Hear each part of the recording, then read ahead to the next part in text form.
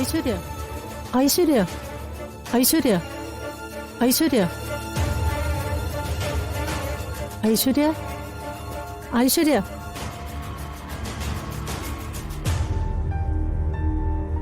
ഐശ്വര്യ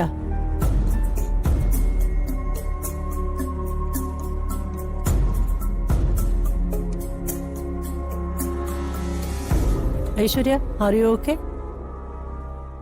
നിങ്ങളാരാ? ഞാൻ ഡോക്ടറാണ്. ആ, നല്ല മീനുണ്ടേ വീട്ടിൽ കൊടുത്തേക്ക്, വറുക്കാൻ പറ്റിയത്.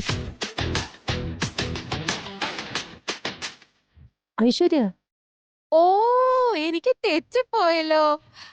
ആ, താ പേപ്പർ എടുക്കാൻ വന്ന ആളല്ലേ? അവിടെ വീടിന്റെ പിൻഭാഗത്തുണ്ട്, ചെന്നെടുത്തോ.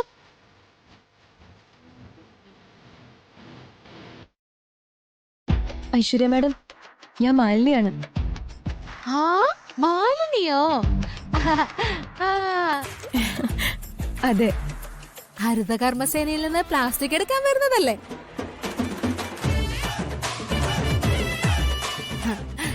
അതൊക്കെ എന്റെ ജോലിക്കാരോട് സംസാരിച്ചാ മതി. അതൊന്നും എനിക്കറിയാം. ഓ, അറിയത്തില്ല. ഡോക്ടർ എന്താ ഇങ്ങനെയൊക്കെ? ചിലപ്പോ പെട്ടെന്ന് അബോധാവസ്ഥയിൽ നിന്ന് എഴുന്നേറ്റതിൻ്റെതാവാം. തലയ്ക്ക് കാര്യമായിട്ട് എന്തെങ്കിലും സംഭവിച്ചിട്ടുണ്ടോ എന്ന് ഡീറ്റെയിൽ ആയിട്ട് നോക്കിയെങ്കിലേ അറിയാൻ പറ്റുള്ളൂ.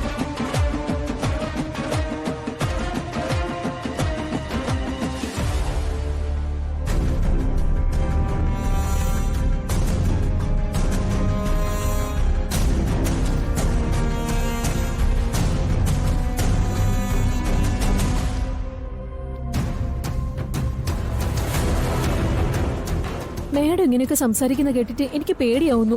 ഒരു മനോവിഭ്രാന്തിയായിട്ട് എനിക്ക് തോന്നുന്നില്ല. അതിന്റെ ചാൻസ് തള്ളിക്കളയാനും പറ്റില്ല.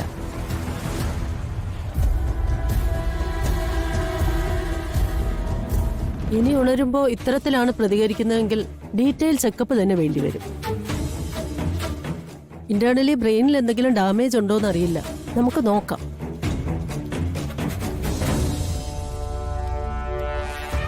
മാലിനി, തനിക്ക് എന്താ തോന്നുന്നത്?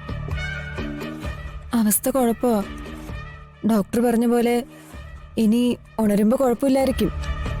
കുഴപ്പമാണെങ്കിലോ? ഉഫ്, എന്താ പറയാ, മാഡത്തിന് ഇങ്ങനെ ഒരു അവസ്ഥ ആലോചിക്കാനേ എനിക്ക് വയ്യ. എന്തൊക്കെയാ പറഞ്ഞു കൂട്ടിയത്? കുറെ ശാപമുണ്ട്. ചിലപ്പോ അതെല്ലാം കൂടി ആയിരിക്കും. പാവം തന്നെ. പക്ഷേ നിങ്ങൾ തടഞ്ഞു നിർത്തിക്കൊണ്ടൊന്നും രാധിക എന്നിൽ നിന്നും അടുത്തെടുക്കാൻ പറ്റില്ല. ഈ ഒരു ഫോൺ ചിലപ്പോൾ നിങ്ങൾക്ക് പിടിച്ചു വയ്ക്കാൻ പറ്റുമായിരിക്കും. പക്ഷേ ഇത് മാത്രമല്ല വരണ്ട മുമ്പിലുള്ള മാർഗം. അത് ഞാൻ നിങ്ങൾക്ക് ബോധ്യപ്പെടുത്തി തരാം.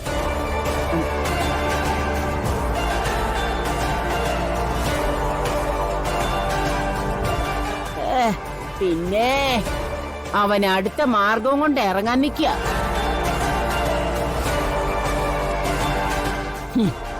അതിന് നീ ഇനി അവളെ കണ്ടിട്ട് വേണ്ടേ മോനെ? നീ എന്നല്ല, ആരും കാണില്ല. നിങ്ങൾ തമ്മിലുള്ള സ്നേഹം ദേ ഇവിടെ തീർന്നു. ഇനി അതിലൊരു കുരുപ്പുണ്ടായാ പോലും അത് കയ്യോടെ കരിച്ചു കളയാനും ഈ സുകുമാരിക്കറിയാം. കേട്ടോടാ മോനെ.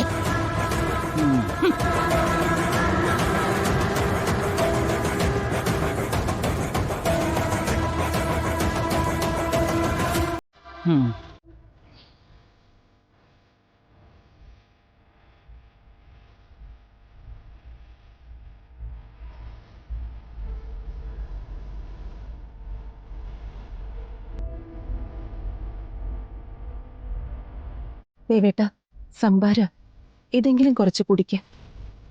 വേണ്ട യശോദേ. ഭക്ഷണം കഴിച്ചിട്ടില്ല, ഒരു തുള്ളി വെള്ളം പോലും കുടിച്ചിട്ടില്ല. എന്തൊരു ഇരിപ്പാ ഇത്. ഇപ്പൊ എന്ത് കഴിച്ചാലും തൊണ്ടേന്ന് ഇറങ്ങില്ല യശോദേ. എത്ര നേരാന്ന് വെച്ചാ ഇങ്ങനെ ഇരിക്കുന്നേ? അറിഞ്ഞൂടാ. ഉപവാസങ്ങൾ ദൈവങ്ങൾ പ്രസാദിക്കുന്നവരെയല്ലേ. ദേവാ, നിനക്കൊരു പിഴവ് പറ്റിയതാ. അർഹതയില്ലാത്ത ഒരുത്തിയെ നീ കൊഞ്ചിച്ചു ലാളിച്ചു. എന്നെങ്കിലും അവസരം കിട്ടിയാ അവൾ തനി സ്വഭാവം കാണിക്കുമെന്ന് പറഞ്ഞിട്ടും നീ വിശ്വസിച്ചില്ല. അതിനുള്ള ശിക്ഷയാ കിട്ടിയത്. ഞാൻ ചെയ്തത് തെറ്റാണെന്ന് അമ്മയ്ക്ക് ധാരണ ഉണ്ടല്ലോ. തെറ്റിന് ശിക്ഷ വേണമെന്നും അമ്മയ്ക്ക് അറിയാലോ. അപ്പൊ പിന്നെ ഈ ശിക്ഷ അനുഭവിച്ച് ഞാനിവിടെ ഇരുന്നോട്ടെ. അമ്മ അകത്തേക്ക് പോയിക്കോ. നീ ഇങ്ങനെ ഇരിക്കുന്നത് കണ്ട ഞാൻ എങ്ങനെയാ സമാധാനമായിട്ട് അകത്തേക്ക് പോകുന്നേ? അമ്മ ദയവ് ചെയ്തൊന്ന് അകത്തേക്ക് പോകുന്ന നല്ലത്. ഈ അവസ്ഥയിൽ ഞാൻ എന്തൊക്കെയാ പറയാ, എന്തൊക്കെയാ ചെയ്യാന്ന് എനിക്ക് തന്നെ അറിയില്ല. അമ്മ പോയേ.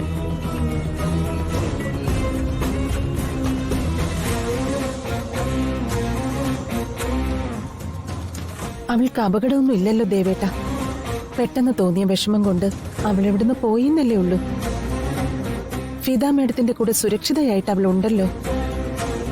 അവൾ ഇങ്ങോട്ട് തന്നെ വരും. വേറെ എവിടെ പോവാൻ അവള്? എന്തിനാ അവള് ഓടിപ്പോയത്? ഞാനൊന്ന് വഴക്ക് പറഞ്ഞു, അത്രയല്ലേ ഉള്ളൂ യശോദേ.